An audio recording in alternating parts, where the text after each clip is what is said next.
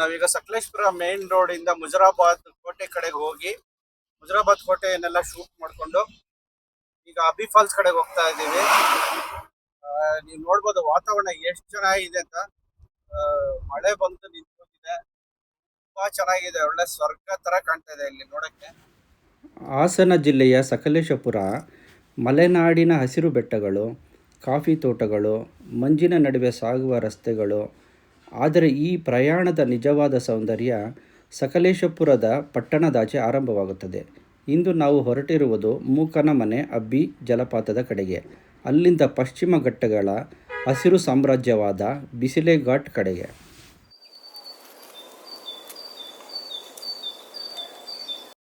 ಸಕಲೇಶಪುರ ಪ್ರದೇಶವು ಪಶ್ಚಿಮ ಘಟ್ಟಗಳ ಬೆಟ್ಟಗಳು, ದಟ್ಟ ಕಾಡುಗಳು, ಕಾಫಿ ಮಸಾಲೆ ತೋಟಗಳು, ಜಲಪಾತಗಳು ಮತ್ತು ಟ್ರೆಕ್ಕಿಂಗ್ ಮಾರ್ಗಗಳಿಗೆ ಪ್ರಸಿದ್ಧವಾಗಿದೆ.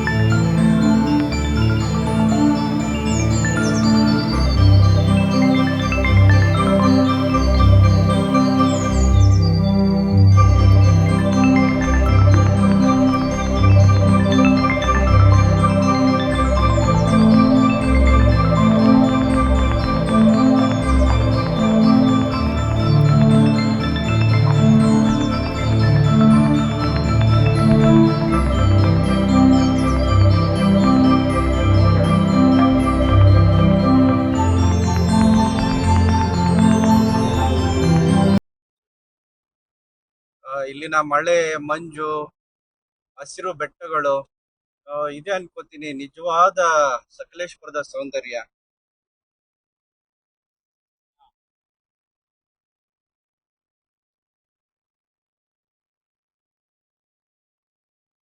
ಸಕಲೇಶಪುರದ ಪಶ್ಚಿಮ ಘಟ್ಟಗಳ ಕಾನನಕ್ಕೆ ಸ್ವಾಗತ. ನೀವು ನೋಡ್ತಿರ್ಬೋದು, ಪ್ರತಿ ತಿರುವಿನಲ್ಲೂ ಹೊಸ ದೃಶ್ಯಗಳು, ಪ್ರತಿ ಕಿಲೋಮೀಟರ್ಗಳು ಮುಂದಕ್ಕೆ ಹೋದ್ರೆ ಒಂದು ಹೊಸ ಹೊಸ ಅನುಭವಗಳು ಸಿಗುತ್ತೆ ಇಲ್ಲಿ. ಕಣ್ಣಿಗೆ ನೋಡಕ್ಕಂತೂ ಅದ್ಭುತವಾದ ದೃಶ್ಯಗಳು ಸ್ನೇಹಿತರೆ.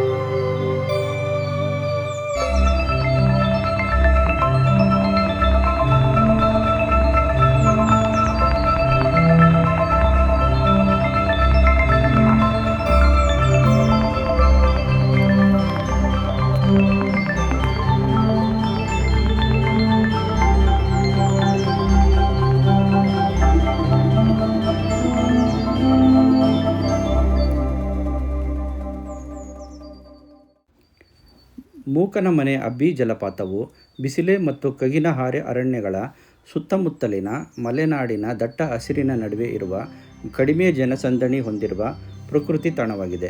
ಕೆಲವು ಮೂಲಗಳು ಜಲಪಾತದ ನೀರು ಸುಮಾರು 35 ರಿಂದ 40 ಅಡಿ ಎತ್ತರದಿಂದ ಬೀಳುತ್ತದೆ ಎಂದು ಹೇಳುತ್ತಾರೆ. ರಸ್ತೆ ನಿಧಾನವಾಗಿ ಕಾಡಿನೊಳಗೆ ಸಾಗುತ್ತಿದ್ದಂತೆ ವಾಹನದ ಶಬ್ದಕ್ಕಿಂತ ಹೆಚ್ಚಾಗಿ ಕೇಳಿಸುವುದು ಹಕ್ಕಿಗಳ ಧ್ವನಿ. ಮರಗಳ ನಡುವೆ ಅಡಗಿರುವ ಈ ಜಲಪಾತ ಮಲೆನಾಡಿನ ಪ್ರಕೃತಿಯ ಮತ್ತೊಂದು ಮುಖವನ್ನು ಪರಿಚಯಿಸುತ್ತದೆ. ದೊಡ್ಡ ಪ್ರವಾಸಿ ತಾಣಗಳಂತೆ ಇಲ್ಲಿ ಜನಸಂದಣಿ ಇಲ್ಲ. ನೀರು, ಕಲ್ಲು, ಕಾಡು ಮತ್ತು ಮಂಜು ಇಷ್ಟೇ ಇಲ್ಲಿನ ಸೌಂದರ್ಯ.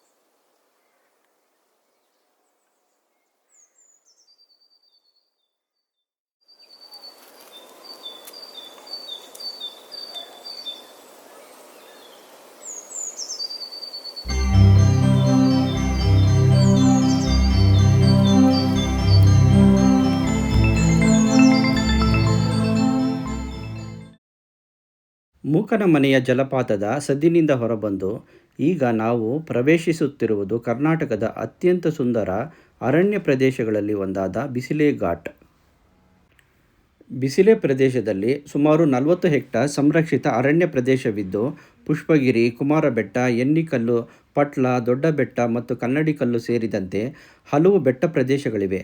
ತೇಗ, ಬೀಟೆ, ರೋಸ್ವುಡ್ ಸೇರಿದಂತೆ ಹಲವು ಮರಗಳ ಜಾತಿಗಳು ಕಂಡುಬರುತ್ತವೆ. ಇದು ಕೇವಲ ಒಂದು ಘಾಟ್ ರಸ್ತೆ ಅಲ್ಲ, ಇದು ಜೀವಜಲದ ಒಂದು ದೊಡ್ಡ ಮನೆ.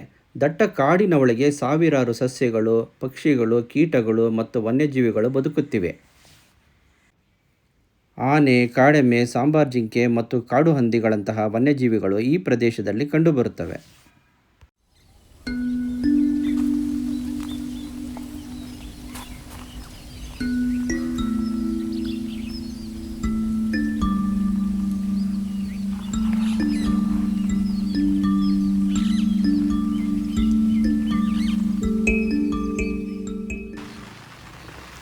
ಇಷ್ಟು ಹೊತ್ತು ನಮ್ಮ ಮುಂದೆ ಇದ್ದದ್ದು ಕಾಡು ಮತ್ತು ರಸ್ತೆ. ಆದರೆ ಇಲ್ಲಿ ನಿಂತಾಗ ಪಶ್ಚಿಮ ಘಟ್ಟಗಳು ತಮ್ಮ ಸಂಪೂರ್ಣ ರೂಪವನ್ನು ತೋರಿಸುತ್ತವೆ. ನಾವು ಪ್ರವಾಸಿಗರಾಗಿ ಈ ಕಾಡನ್ನು ನೋಡಲು ಬರುತ್ತೇವೆ. ಆದರೆ ಈ ಕಾಡಿಗೆ ನಾವು ಅತಿಥಿಗಳು. ಪ್ಲಾಸ್ಟಿಕ್ ಎಸೆಯದೆ, ಕಸ ಬಿಸಾಡದೆ, ಕಾಡಿನೊಳಗೆ ಶಬ್ದ ಮಾಡದೆ, ವನ್ಯಜೀವಿಗಳಿಗೆ ತೊಂದರೆ ಕೊಡದೆ ಹಿಂದಿರುಗುವುದು ನಮ್ಮ ಜವಾಬ್ದಾರಿ.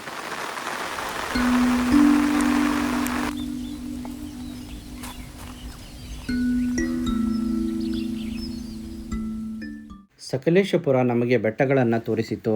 ಮೂಕನಮನೆ ನೀರಿನ ಸೌಂದರ್ಯವನ್ನು ತೋರಿಸಿತು. ಬಿಸಿಲೆ ಘಾಟ್ ಕಾಡಿನ ಮಹತ್ವವನ್ನು ತಿಳಿಸಿತು. ಪ್ರವಾಸ ಎಂದರೆ ಕೇವಲ ಒಂದು ಸ್ಥಳವನ್ನು ನೋಡಿ ಬರುವುದು ಅಲ್ಲ, ಆ ಸ್ಥಳದ ಕಥೆಯನ್ನು ಅರ್ಥ ಮಾಡಿಕೊಂಡು ಬರುವುದು. ಇದೇ ನಮ್ಮ ಪ್ರಯಾಣ, ಪ್ರತಿದಿನ ಒಂದು ಹೊಸ ಪಯಣ.